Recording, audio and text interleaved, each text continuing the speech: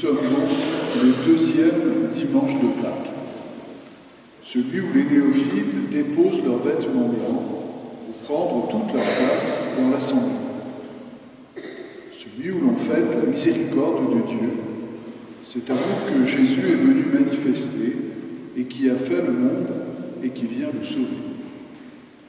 C'est aussi le dernier jour de la visite pastorale que je viens de faire dans votre paroisse.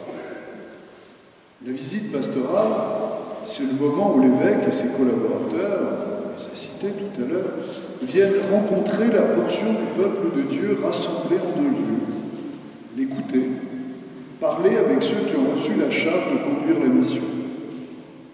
Et ici, cette visite avait une importance particulière, puisque votre paroisse est un peu le laboratoire où se dessine l'avenir du diocèse.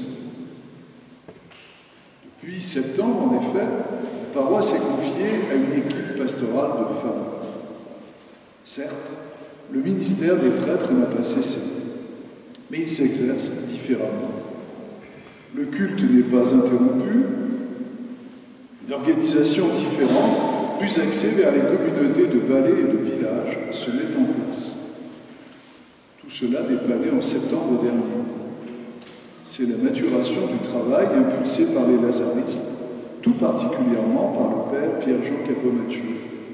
C'est la réflexion du synode de 2007 et de sa dernière relecture en 2017.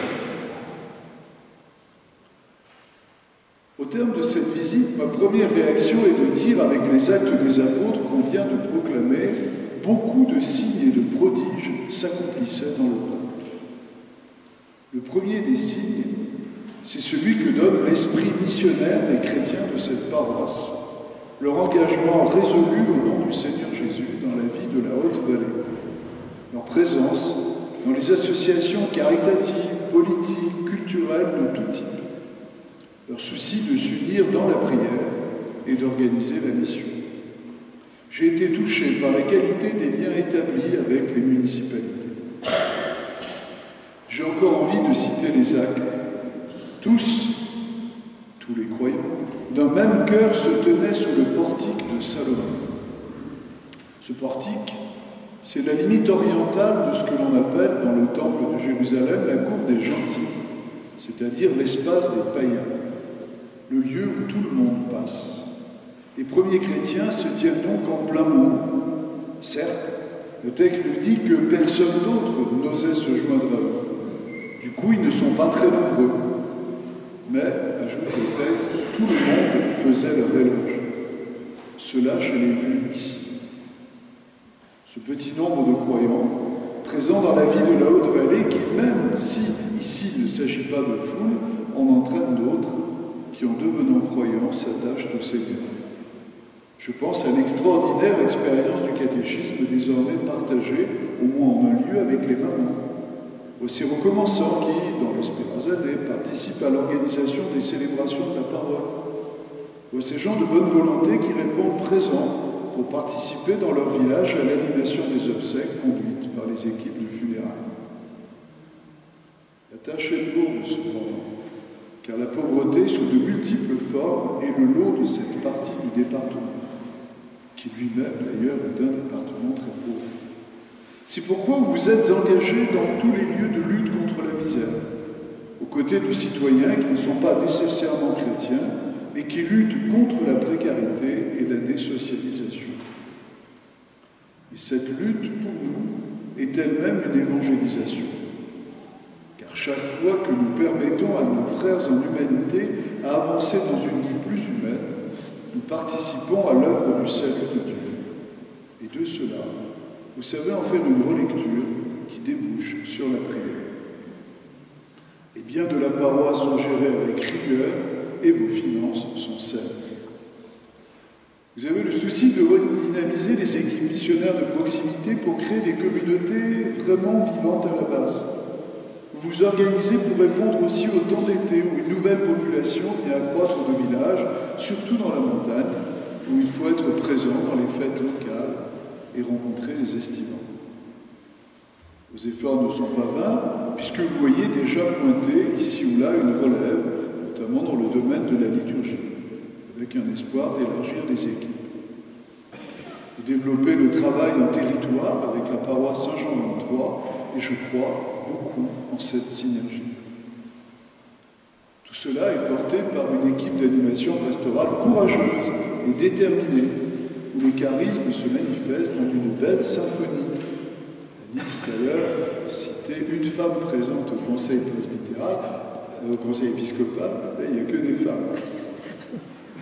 Autrefois, quand on demandait à mon défunt père, on lui demandait « Il fait quoi ton fils ?» lui demandait-on dans son village. Il répondait « Je ne sais pas, je crois qu'il fait travailler les femmes. » Une équipe déterminée. Vous avez reçu une grâce d'État pour conduire cette paroisse. Continuez à en vivre en l'enracinant dans le partage et la prière. Tous, nous savons l'importance de la présence de la communauté des sœurs de l'ange gardien. Et oui, mes sœurs, vous êtes vraiment ces anges visibles que souhaitait votre fondateur, et sans votre présence, votre soutien à la mission, votre accueil sans limite ni horaire, si j'ai bien compris, votre prière, les choses n'avanceraient pas autant. Et puis il y a les prêtres. Curieux paradoxe d'une paroisse où, en raison de la pénurie de prêtres, on a confié la charge pastorale à des laïcs et où, simultanément, on passe d'un curé à 3 prêtres desservants. Merci au Père Jean-Gabriel et au Père Alain de leur disponibilité. Votre expérience africaine sera précieuse pour mettre en place ce nouveau visage d'Église qui, chez vous, est déjà bien rodé. Merci, Paul, d'avoir accepté cette charge supplémentaire et ce ministère si différent. Tous m'ont dit combien ils sont heureux de la façon dont vous accompagnez l'équipe pastorale et apprécient votre sagesse et votre disponibilité.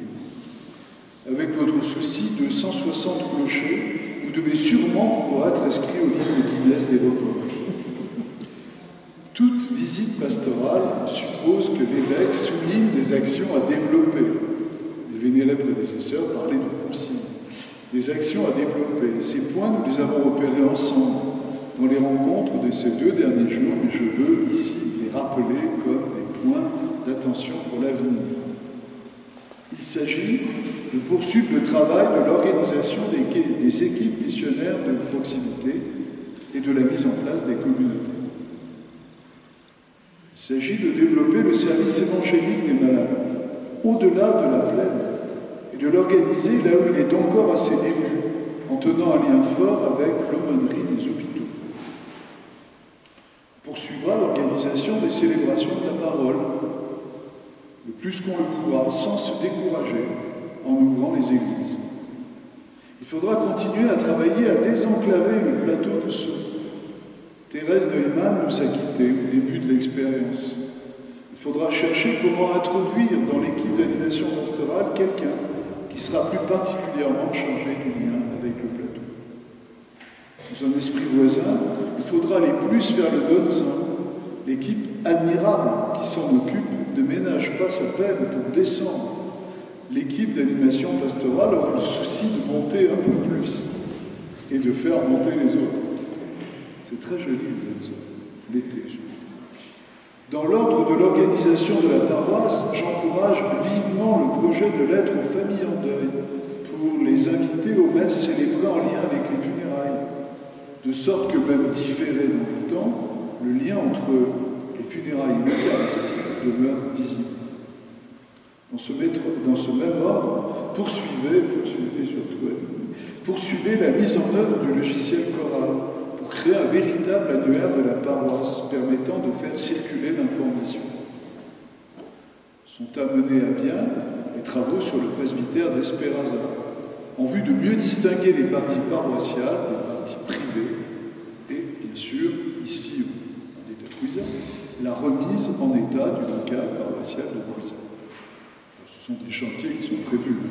Je rappelle simplement, il ne faudra pas les oublier. Enfin, dans l'ordre du service des frères, il faut poursuivre avec tous les partenaires déjà engagés, le travail de socialisation en direction des populations marginalisées, des enfants mal nourris, et en réfléchissant à la possibilité d'un accueil plus tard avec chien.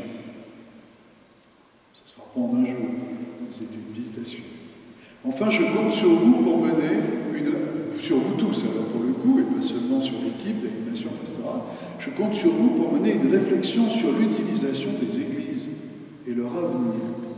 Vos avis seront précieux pour toutes les paroisses du diocèse.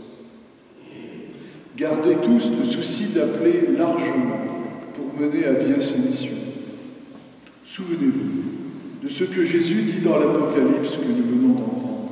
Ne crains pas. Jésus nous envoie poursuivre sa mission. Il le disait dans l'Évangile, de même que le Père m'a envoyé, moi aussi je vous envoie. Et il ne nous envoie pas seuls. Aux disciples, il dit, recevez l'Esprit Saint. Par l'Esprit, il demeure avec nous. Certes, nous sommes confrontés à la pauvreté et aux souffrances de ce monde, qui s'ajoutent à celles qui inévitablement traversent nos propres vies. Mais l'avez-vous remarqué? C'est à ces blessures qu'on reconnaît le ressuscité. Sa résurrection n'a pas aboli les souffrances de la passion, elle en a fait le passage de la gloire et le triomphe de la vie. Car c'est bien de vie qu'il s'agit pour nous, pour nos frères. Et cette vie, c'est la vie même de Dieu déjà vécue au cœur de nos vies quotidiennes. C'est pour cela qu'on a écrit l'Évangile. C'est pour cela qu'il nous faut l'annoncer, d'abord par le témoignage de notre vie, avant même celui de la parole, pour qu'en croyant, vous ayez la vie.